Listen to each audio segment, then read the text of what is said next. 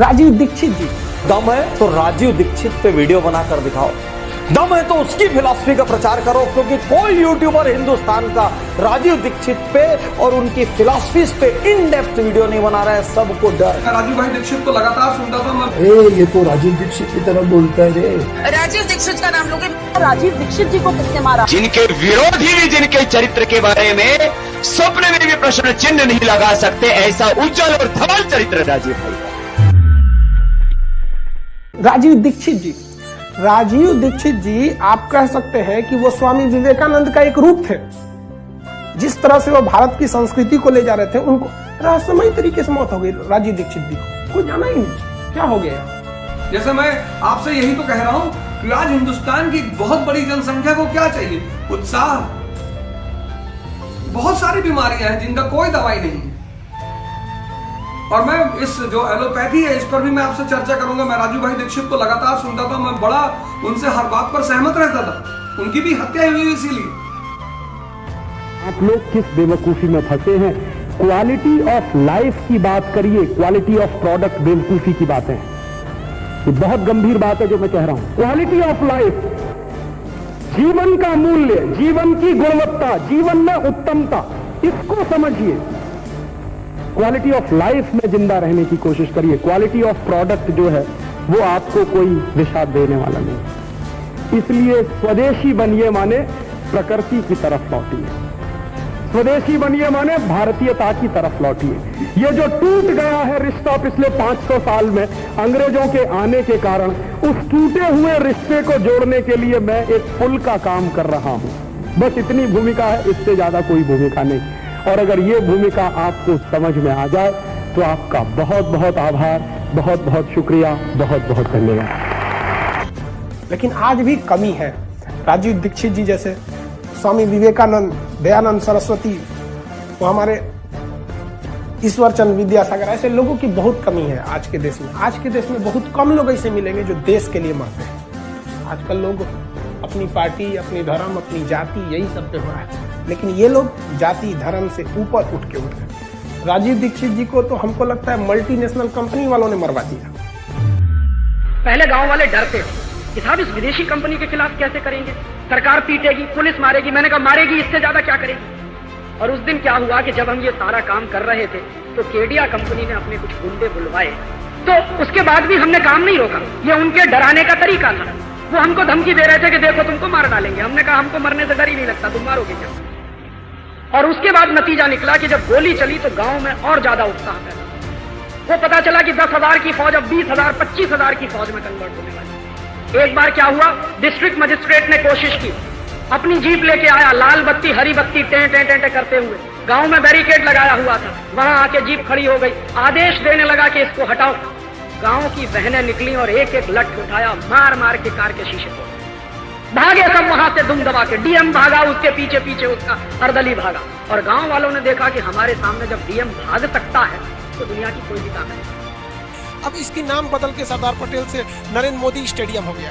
हालांकि किसी एग्जिस्टिंग प्रधानमंत्री के द्वारा ऐसा उद्घाटन थोड़ा सा ऑकवर्ड सा लगता है। लेकिन जो धरोहर वाली चीजें हो जाती हैं उसको स्वतंत्रता सेनानियों के नाम पे रहता तो ज्यादा बेटर रहता।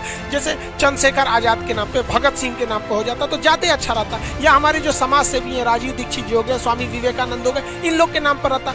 जो भी सिस्टम में बैठे उन सबको कहते हैं मत छेड़ो इन युवाओं को, इनसे लड़ना बड़ा मुश्किल होगा। ये ऐसा इतिहास लिख देंगे जिसे पढ़ना बड़ा मुश्किल होगा। और मोदी जी याद रखिएगा, इतिहास आपके समय मत लिख दिया जाए यहाँ पर। और सबको कहते हैं भाई साहब आप ये आवाज उठाइए, क्योंकि इतिहास केवल आवाज उठाने वालों को याद रखा जाता है। जब देश गुलाम था ना, तो बड़े बड़े सिंहासन पे बैठे राजा महाराजा भी अंग्रेजों के तलवे चाटते थे। तलवे चाटने वालों को इतिहास में कोई जगह नहीं मिलता है। जगह उसी को मिलता है जो गलत के खिलाफ आवाज उठाता है। शुरू में 50 लोग कहते हैं अरे ये हो नहीं पाएगा, लेकिन मुझे लगता है कि अगर संकल्प शक्ति हो और मन में पवित्रता का भाव हो, आपका उद्देश्य बड़ा हो, समाज के हित में हो, तो जीत तो होती ही है। भले ही हमारी शक्ति कम है, आज कम है, कल अधिक हो जाएगी। और अधिक कैसे होगी? ऐसी छोटी लड़ाइयां लड़ते लड़ते किसी बड़ी लड़ाई की तैयारी हम करेंगे, ये कर रहे हैं। 1992 से हमने ये अभियान शुरू किया था, 1992 से अब तक इतना कर पाए हैं। हम 3-4 लोगों ने ये अभियान शुरू किया था, तब सब लोग कहते थे कि क्या फालतू का काम कर रहे हो, अच्छा खासा कैरियर छोड़ के इस तरह के काम में लग गए। परिवार वाले भी नाराज, रिश्तेदार वाले भी नाराज। हमने कहा ठीक है, आप नाराज रहिए, क्योंकि ये पशु बन के जिंदा रहना तो हमें मंजूर नहीं है कि हाय पैसा, हाय पैसा, हाय पैसा। पैसा जिंदगी का सब कुछ नहीं होता है, देश उससे बड़ा होता है, समाज उससे बड़ा होता है, संस्कृति बड़ी होती है। राजीव जी जहां तक बता गए, उन्होंने एक प्लेटफॉर्म बनाकर दे दिया। उस प्लेटफॉर्म के ऊपर आपको स्वाधीनता की इमारत खड़ी करनी, अपने राष्ट्र की रक्षा की इमारत खड़ी करनी। अरे वह विद्वान व्यक्ति थे, योग्य व्यक्ति थे, ईश्वर का अंश था उनके अंदर। मैं देखता हूं कि लोग राजीव दीक्षित के टोन में भाषण देते हैं, राजीव दीक्षित की तरह कुर्ता पहनने लगे, राजीव दीक्षित की तरह उठने बैठने लगे। अरे उस व्यक्ति की मुकाबला, उस व्यक्ति की बराबरी आप लोग नहीं कर सकते। वह युग पुरुष था, उसने झटकोर दिया पूरे के पूरे हमारे गुलामी के अस्तित्व को, हिला दिया उसने पूरी नींव को। स्वदेशी के दर्शन के अनुसार बोले तो वो 121 करोड़ भारतीयों की विरासत थे। और यदि वसुधैव कुटुंबकम के भाव से हम कहें तो राजीव भाई जिस संकल्प के लिए जीते थे और जिस विचार में जीते थे, जिन आदर्शों, मूल्यों और सिद्धांतों में जीते थे, वो अपने अपने देश काल परिस्थिति के अनुसार वो दुनिया के 7 अरब से ज्यादा लोगों के लिए एक महान आदर्श थे। मैं तो स्वर्गीय राजीव दीक्षित की पुण्य स्मृति को प्रणाम करता हूं। 4 पंक्तियां सुन लीजिएगा जो मैंने कही हैं। हम यहाँ बैठे एक विचार लेकर, मैं उनको प्रणाम करता हूं। केवल इतना सा कहना चाहता हूं कि शत्रुओं के वार का जवाब देने में प्रवीण, सदा रहे ऊंचा ऐसा भाल तो पैदा किया। शत्रुओं के वार का जवाब देने में प्रवीण, सदा रहे ऊंचा ऐसा भाल तो पैदा किया। षड्यंत्रकारियों की धज्जियां उड़ा सके जो, ऐसा एक ही सही भूचाल तो पैदा किया।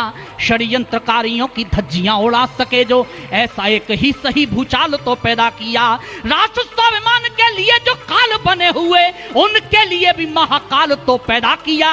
इस बार फिर उनकी पुण्य स्मृति को प्रणाम करना, दोनों हाथ उठाकर तालियों के साथ, कि राष्ट्र स्वाभिमान के लिए जो काल बने हुए, उनके लिए भी महाकाल तो पैदा किया। शिवाजी से स्वाभिमान वाला मात भारती ने राजीव जी जैसा एक लाल तो पैदा किया।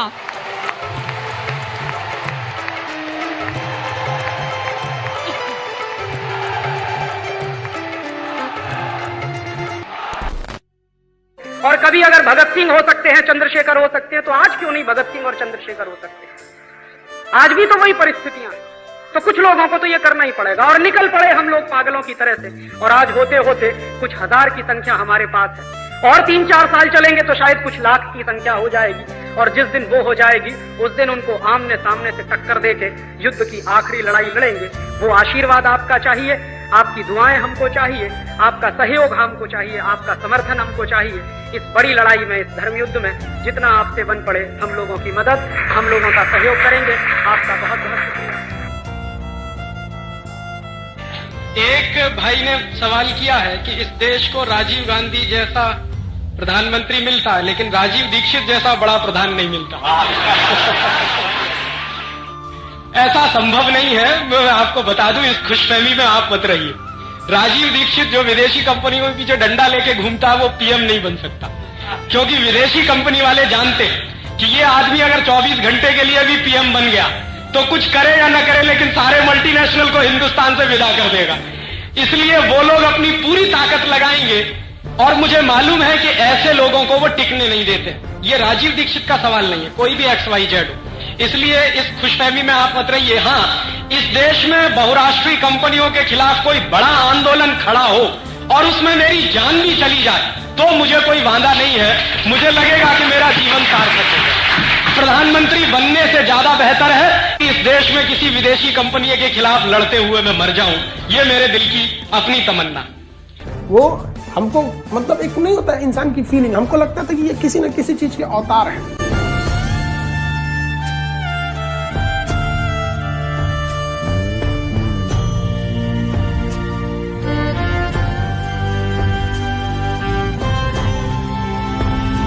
एक मौत ऐसी आएगी जिसको देश और समाज जिंदगी भर याद रखेगा, और एक मौत ऐसी आएगी कोई पूछेगा नहीं। तो हमने तो चुन लिया है दूसरा रास्ता, भगत सिंह वाला, ऊधम सिंह वाला, और तय कर लिया है कि जैसे भगत सिंह, ऊधम सिंह, चंद्रशेखर ने गोरे अंग्रेजों को भगाया, वैसे ही हम आज के इन काले अंग्रेजों को मार भगाएंगे इस देश में। कोई तो माई का लाल मिलेगा, ऐसा तो नहीं है कि सब मर गए, कोई ना कोई तो निकलेगा। भारत माता वीर विहीन नहीं है, निपुती नहीं है, बांझ नहीं है। जब जरूरत पड़ती है इस माता ने बड़े बड़े लाल पैदा किए हैं देश की समस्याओं का समाधान करने। आगे भी होगा, इसका विश्वास है।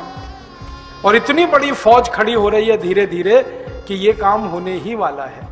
तो आप भी लग जाइए इस काम को पूरा करने में, काम तो होने वाला है।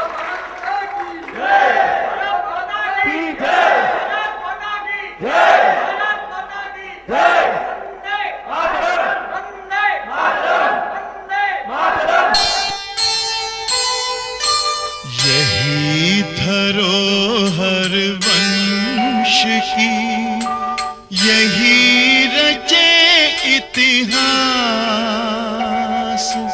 एकमात्र आशा यही, एकमात्र विश्वास, एकमात्र विश्वास।